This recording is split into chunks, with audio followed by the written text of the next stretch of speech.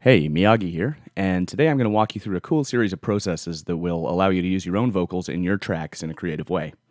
You can download this vocal sample along with the entire effects chain from Warp Academy's vault. So here's the end result of my vocal processing. Mic and 2 decks, do it live, no effects. Dropping stacks of fat wax and leaving dance floors wrecks. Got a mic and 2 decks, do it live, no effects. And here's the sample I started with. Mic and 2 decks, do it live, no effects. Dropping stacks of fat wax and leaving dance floors wrecks. Now, as you can hear, that's a massive difference. Working with your own voice has some advantages. Namely, you don't need to rely on samples, and you have total creative control over the sound. You just need to be able to put up with hearing yourself come out of the speakers. But by really manhandling the vocal sample, you can come up with some gold that doesn't resemble your original recording. Let's have a look at what I did here. First off, this sample was recorded at a lower tempo, deliberately.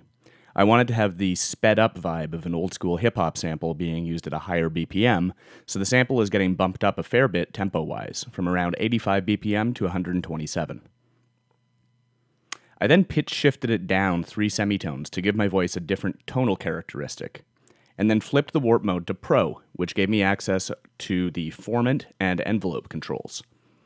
Now this is really a try-and-experiment approach, but by adjusting the formant and envelope controls in Pro mode, I was able to get Live's internal granular time-stretching engine to accent the guttural quality of the sample. Mic and 2 decks, do it live, no effects. Dropping stacks of fat wax and leaving dance floors wrecks. Got a mic and 2 decks, do it live, no effects. Dropping stacks of fat. So already we're in some pretty good territory, but let's have a look at the effects chain because that's where the sample really comes alive. First off, I added a compressor, simply to average out the levels and bring up the overall volume. This added some line level noise and background noise, and I want the vocal to punch, so next up is a noise gate. These settings are designed to cut the volume of the sample whenever the vocal isn't sounding, giving it a bit of a staccato feel. Mic and 2 decks, do it live, no effects. Dropping stacks of fat wax and leaving dance floors wrecks. Got a mic and 2. Next up, I added an EQ8 just to shave out the low end content. It's really unnecessary in this sample, and it'll simply add some clutter to the mix. After that, I added a little bit of reverb. Now, it might seem odd to add reverb at this point in the chain, but I'll be distorting the chain a little bit later on, and I actually want the ambience of the vocal to have some distorted harmonics too. The wet dry is very low, and I have a very short decay time with no pre-delay, so this is just placing the sample in a really tight space. Mic and 2 decks, do it live, no effects. Dropping stacks of fat wax and leaving dance floors wrecks. Got 'em. So next up I added a glue compressor, and this is just to tie the reverb and the vocal together and add a little bit more character to the signal. Mic and 2 decks, do it live, no effects. Dropping stacks of fat wax and leaving dance floors wrecks. Got a mic and... After that is Live's amp device, and this is really crucial. I wanted to add a little bit of distortion to the tone, so I chose the blues setting, and I didn't really tweak much.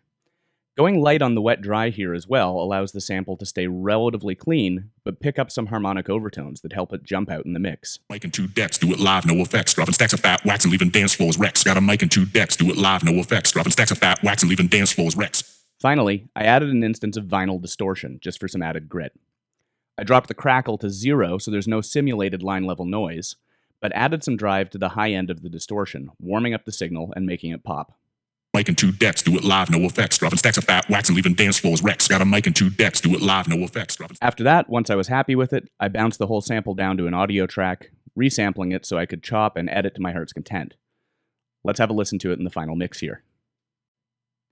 Mic and 2 decks, do it live, no effects. Dropping stacks of fat wax and leaving dance floors wrecks. Got a mic and 2 decks, do it live, no effects. Dropping stacks of fat wax and leaving dance floors wrecks. Mic and 2 decks, do it live, no effects. Dropping stacks of fat wax and floors wrecks. Got a mic and 2 decks, do it la la la la la. Dropping stacks of fat wax and leaving dance floors wrecks. Mic and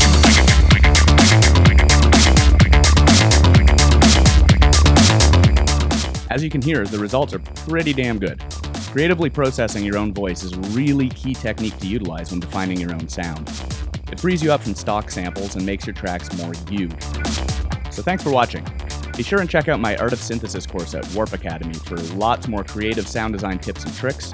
And remember to grab this effects rack setup and sample from the Warp Academy vault. Cheers!